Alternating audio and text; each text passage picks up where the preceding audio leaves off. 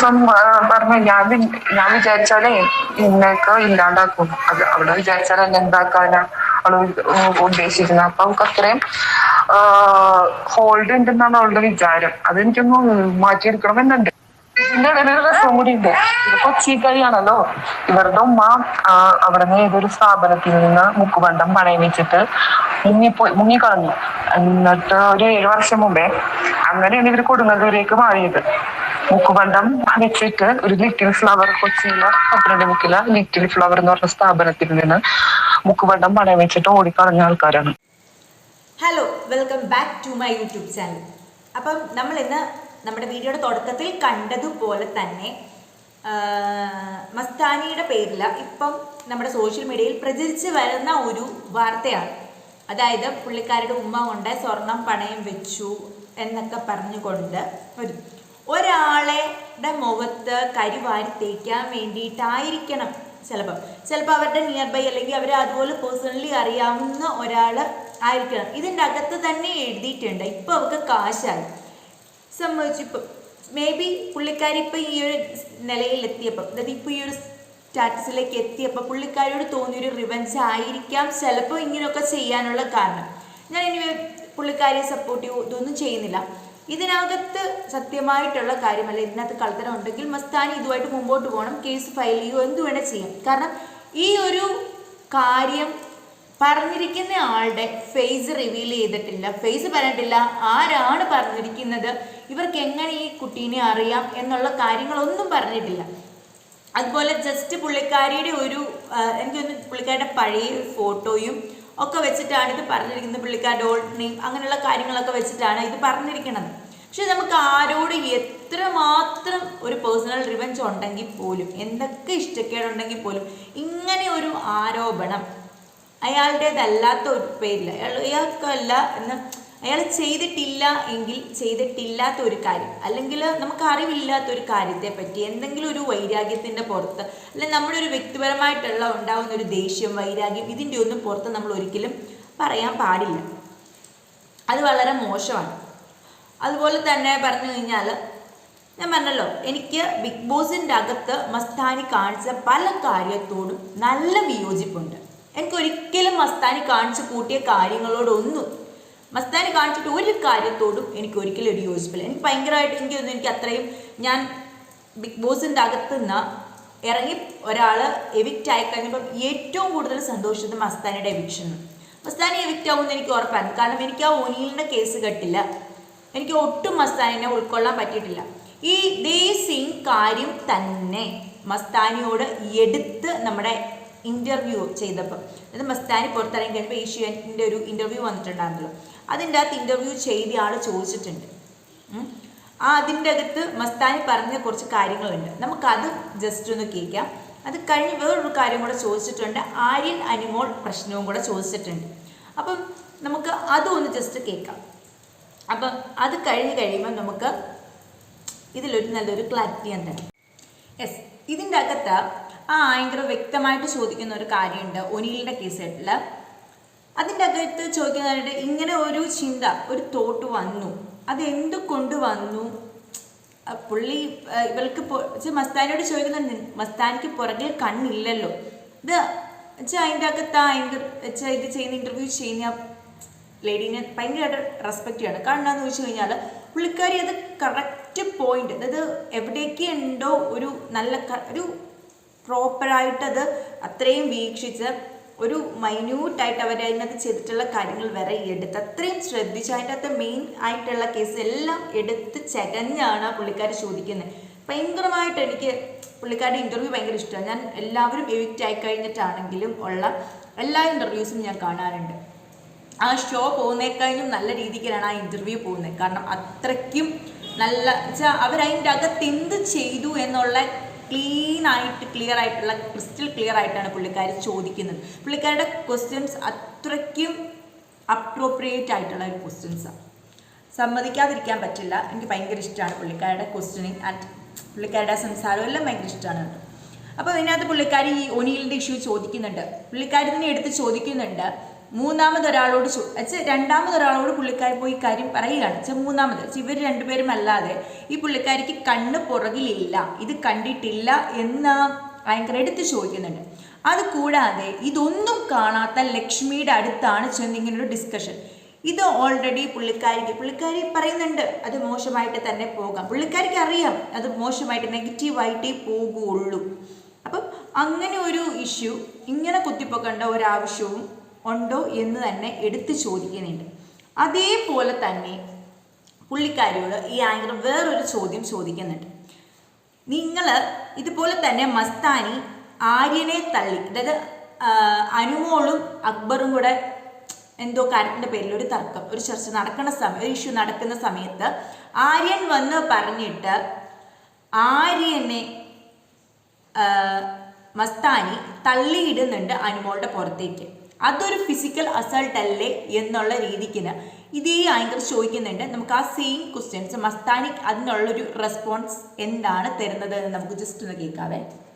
ഉപയോഗിക്കാം, മോശമായിട്ട് ഉപയോഗിക്കാം. അപ്പൊ ഈ ഒനിലിന്റെ പോലെ ഒരു ഇഷ്യൂ വരുന്ന സമയത്ത് ഇങ്ങനെ ഒരു സ്റ്റോക്ക് പോലും അത് മോശമാവുന്ന മസ്താനിക്ക് ആലോചിച്ചൂടെ? അയാൾ വീഴാൻ പോയതാണ്, അയാൾ പിടിച്ചു. ഞാൻ ഒരു കാര്യം പറയാം, മസ്താനിക്ക് പുറകിൽ കണ്ടൊന്നുമില്ല, എന്താ ചെയ്യുന്ന അറിയില്ല, പക്ഷെ അയാളോട് പോയിട്ട് പേഴ്സണലി സംസാരിക്കായിരുന്നു. ഫസ്റ്റ് ഓഫ് ഓൾ എനിക്കൊരു ക്ലാരിഫിക്കേഷൻ ആയിരുന്നു അതിൽ വേണ്ടിയിരുന്നത്. അത് ഇതൊന്നും കാണാത്ത ലക്ഷ്മിക്ക് എന്ത് ഇല്ല. ഇപ്പൊ ഞാൻ ചോദിക്കുന്നത് ഞാൻ ഒരിക്കലും പറഞ്ഞിട്ടില്ല ഒനിൽ അങ്ങനെ ചെയ്തു, അല്ലെങ്കിൽ അതൊരു ബാഡ് ടച്ച് ആണോ എന്ന് എനിക്കൊരു സംശയം. ഗുഡ് ആണോ ബാഡ് ആണോ എന്തായിരിക്കും? ഗുഡ് ആണോ ബാഡ് ആണോ എന്നുള്ളത് ഹൗ വിൽ ലക്ഷ്മി മൊത്തം സീൻ കാണാത്തതാണ്. ഇല്ല, പക്ഷെ ഞാൻ സിറ്റുവേഷൻ എക്സ്പ്ലെയിൻ ചെയ്തിട്ടുണ്ടായിരുന്നു. അപ്പം ഞാൻ ചോദിക്കുന്നത്, ഞാൻ അപ്പോഴും ലക്ഷ്മിയോട് ഇതിൻ്റെ അകത്ത് ആ ആങ്കർ വ്യക്തമായിട്ട് ചോദിക്കുന്ന ഒരു കാര്യമുണ്ട് ഒനിലിൻ്റെ കേസിൽ. അതിൻ്റെ അകത്ത് ചോദിക്കുന്നതായിട്ട് ഇങ്ങനെ ഒരു ചിന്ത, ഒരു തോട്ട് വന്നു, അത് എന്തുകൊണ്ട് വന്നു? പുള്ളി ഇവൾക്ക് മസ്താനിയോട് ചോദിക്കുന്നുണ്ട്, മസ്താനിക്ക് പുറകിൽ കണ്ണില്ലല്ലോ. ഇത് അതിൻ്റെ അകത്ത് ആ ആങ്കർ ഇത് ചെയ്യുന്ന ഇൻ്റർവ്യൂ ചെയ്യുന്ന ലേഡീനെ ഭയങ്കരമായിട്ട് റെസ്പെക്റ്റ് ചെയ്യണം. കാരണം എന്താണെന്ന് ചോദിച്ചു കഴിഞ്ഞാൽ പുള്ളിക്കാരി അത് കറക്റ്റ് പോയിന്റ്, അതായത് എവിടേക്ക് ഉണ്ടോ ഒരു നല്ല ഒരു പ്രോപ്പറായിട്ടത് അത്രയും വീക്ഷിച്ച് ഒരു മൈന്യൂട്ടായിട്ട് അവർ അതിനകത്ത് ചെയ്തിട്ടുള്ള കാര്യങ്ങൾ വരെ എടുത്ത് അത്രയും ശ്രദ്ധിച്ച് അതിൻ്റെ അകത്ത് മെയിൻ ആയിട്ടുള്ള കേസ് എല്ലാം എടുത്ത് ചകഞ്ഞാണ് പുള്ളിക്കാരി ചോദിക്കുന്നത്. ഭയങ്കരമായിട്ട് എനിക്ക് പുള്ളിക്കാരുടെ ഇൻ്റർവ്യൂ ഭയങ്കര ഇഷ്ടമാണ്. ഞാൻ എല്ലാവരും എവിക്റ്റ് ആയി കഴിഞ്ഞിട്ടാണെങ്കിലും ഉള്ള എല്ലാ ഇൻ്റർവ്യൂസും ഞാൻ കാണാറുണ്ട്. ആ ഷോ പോകുന്നേക്കഴിഞ്ഞും നല്ല രീതിക്കാണ് ആ ഇൻ്റർവ്യൂ പോകുന്നത്. കാരണം അത്രയ്ക്കും നല്ല വെച്ചാൽ അവരതിൻ്റെ അകത്ത് എന്ത് ചെയ്തു എന്നുള്ള ക്ലിയർ ആയിട്ടുള്ള ക്രിസ്റ്റൽ ക്ലിയർ ആയിട്ടാണ് പുള്ളിക്കാരി ചോദിക്കുന്നത്. പുള്ളിക്കാരുടെ ക്വസ്റ്റ്യൻസ് അത്രയ്ക്കും അപ്രോപ്രിയേറ്റ് ആയിട്ടുള്ള ഒരു ക്വസ്റ്റ്യൻസാണ്. സമ്മതിക്കാതിരിക്കാൻ പറ്റില്ല. എനിക്ക് ഭയങ്കര ഇഷ്ടമാണ് പുള്ളിക്കാരുടെ ക്വസ്റ്റ്യനിങ് ആൻഡ് പുള്ളിക്കാരുടെ സംസാരം എല്ലാം ഭയങ്കര ഇഷ്ടമാണ്. അപ്പോൾ ഇതിനകത്ത് പുള്ളിക്കാരി ഈ ഒനിലിൻ്റെ ഇഷ്യൂ ചോദിക്കുന്നുണ്ട്. പുള്ളിക്കാരി തന്നെ എടുത്ത് ചോദിക്കുന്നുണ്ട്. രണ്ടാമതൊരാളോട് പുള്ളിക്കാരി പോയി കാര്യം പറയുകയാണ് മൂന്നാമത് ഇവർ രണ്ടുപേരും അല്ലാതെ ഈ പുള്ളിക്കാരിക്ക് കണ്ണ് പുറകിലില്ല, ഇത് കണ്ടിട്ടില്ല എന്ന് ഭയങ്കര എടുത്ത് ചോദിക്കുന്നുണ്ട്. അതുകൂടാതെ ഇതൊന്നും കാണാത്ത ലക്ഷ്മിയുടെ അടുത്താണ് ചെന്നിങ്ങനൊരു ഡിസ്കഷൻ. ഇത് ഓൾറെഡി പുള്ളിക്കാരി പറയുന്നുണ്ട് അത് മോശമായിട്ട് തന്നെ പോകാം. പുള്ളിക്കാരിക്ക് അറിയാം അത് മോശമായിട്ട് നെഗറ്റീവായിട്ടേ പോകുള്ളൂ. അപ്പം അങ്ങനെ ഒരു ഇഷ്യൂ ഇങ്ങനെ കുത്തിപ്പൊക്കേണ്ട ഒരാവശ്യവും ഉണ്ടോ എന്ന് തന്നെ എടുത്ത് ചോദിക്കുന്നുണ്ട്. അതേപോലെ തന്നെ പുള്ളിക്കാരിയോട് ഈ ആങ്കർ വേറൊരു ചോദ്യം ചോദിക്കുന്നുണ്ട്. നിങ്ങൾ ഇതുപോലെ തന്നെ മസ്താനി ആര്യനെ തള്ളി, അതായത് അനുമോളും അക്ബറും കൂടെ എന്തോ കാര്യത്തിൻ്റെ പേരിൽ ഒരു തർക്കം, ഒരു ചർച്ച നടക്കുന്ന സമയം, ഒരു ഇഷ്യൂ നടക്കുന്ന സമയത്ത് ആര്യൻ വന്ന് പറഞ്ഞിട്ട് ആര്യനെ മസ്താനി തള്ളിയിടുന്നുണ്ട് അനുമോളുടെ പുറത്തേക്ക്. അതൊരു ഫിസിക്കൽ അസൾട്ട് അല്ലേ എന്നുള്ള രീതിക്കിന് ഇതേ ആങ്കർ ചോദിക്കുന്നുണ്ട്. നമുക്ക് ആ സെയിം ക്വസ്റ്റ്യൻസ് മസ്താനി അതിനുള്ളൊരു റെസ്പോൺസ് എന്താണ് തരുന്നത് എന്ന് നമുക്ക് ജസ്റ്റ് ഒന്ന് കേൾക്കാവേ. അനുവിന്റെ മേത്തേക്ക് പുഷ് ചെയ്യുന്നുണ്ട്. അത് ക്രിയേറ്റഡ് ആണ്. ഇതിൽ മോശമല്ലേ? അത് ഇല്ല, അത് വെള്ളം ഒഴിക്കാനാണ് ആരും പറഞ്ഞു. വെള്ളം ഒഴിക്കാനായാലും ആര്യനെ അങ്ങ് പുഷ് ചെയ്തിട്ടാണ് ചെയ്തത് അല്ലേ? ആര്യൻ എന്ത് പറഞ്ഞാലും അവരുടെ മേത്തേക്ക് ആര്യനെ പുഷ് ചെയ്യുന്നത് അതൊരു ഫിസിക്കൽ അസോൾട്ട് അല്ലേ? അല്ല, പക്ഷെ അതെന്താ വെച്ചാൽ ആര്യനോട് വന്നിങ്ങനെ പറയുന്നുണ്ട്. ആര്യൻ പറഞ്ഞാൽ ചെയ്യാനുള്ള ഒരു വെപ്പണാണോ ആര്യന്റെ വെപ്പണായിരുന്നു മസ്താനി? അല്ല, ഞാനതൊരു ഫണ്ണായിട്ട്, കാരണം അവിടെ അനു പറയുന്ന അനു എന്ത് ഫണ്ണായിട്ട് പറയുന്നത് നമ്മുടെ കാഴ്ചപ്പാട്. അനു വളരെ സീരിയസ് ആയിട്ടാണ് പറഞ്ഞത്. ഒരാൾ സംസാരിച്ചുകൊണ്ടിരിക്കുന്നു, അയാളുടെ മേത്ത് വേറൊരു ആൺകുട്ടിയെ പിടിച്ച് ഉന്തുന്നു. അതിന് ആര് പറഞ്ഞിട്ടായാലും പേർപ്പസ്ഫുള്ളി പ്ലാൻഡ്. മറ്റൊരു ആക്സിഡന്റ്, ഇത് പ്ലാൻഡ് ആണ്. അതിലും ജീവല്ലേ? ഞാൻ ഫണ്ണായിട്ട് ആണ് എടുക്കുന്നത്. ഇപ്പൊ നിങ്ങൾക്ക് മനസ്സിലായല്ലോ ഇതിൻ്റെ അകത്ത് ഈ ആങ്കർ ചോദിച്ച കാര്യമുണ്ട്. അനുമോളുടെ ദേഹത്തേക്ക് ഈ ആര്യനെ ഇട്ടപ്പം അത് വളരെ മോശമല്ലേ? അത് തെറ്റായിട്ടുള്ളൊരു കാര്യമാണ്. ശരിയാണ്, ഒനിയിൽ ജസ്റ്റ് ഒരു ചെറിയതായിട്ടൊരു ആക്സിഡൻ്റലി സംഭവിച്ച കാര്യമാണ്. അതായത് ആ സ്ക്രീനിൽ തട്ടി മറിഞ്ഞ് ജസ്റ്റ് വന്ന് മസ്താനിനെ ഒന്ന് പിടിച്ചപ്പം മസ്താനിക്ക് അത് ബാഡ് ടച്ച് ആയിട്ട് തോന്നി. നേരെ തിരിച്ച് മസ്താനി ആര്യനെ പിടിച്ച് തള്ളി അനുമോളുടെ ദേഹത്തേക്ക്, അതായത് അവർ തമ്മിലൊരു ഡിസ്കഷൻ നടക്കുവാണ്, അതിൻ്റെ ഇടയ്ക്ക് അറിഞ്ഞുകൊണ്ട് ഒരു കാര്യം ചെയ്തപ്പം അത് തമാശയായിട്ട് തോന്നി.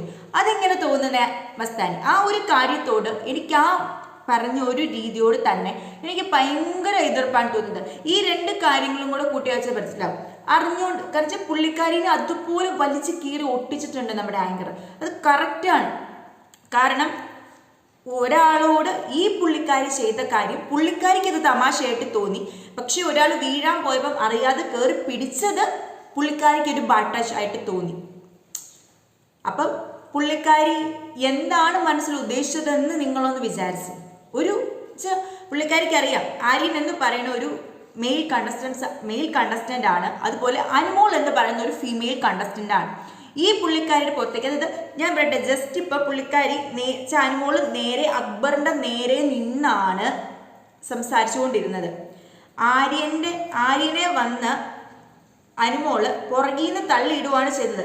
സത്യം പറഞ്ഞു കഴിഞ്ഞാൽ അനുമോള് ശരിക്കും വേയിച്ച് പോകുന്നുണ്ട് അതിൻ്റെ അകത്ത്. ആ ഒരു വീഡിയോ ക്ലിപ്പിങ്സ് കാണുന്ന എല്ലാവർക്കും അറിയാം.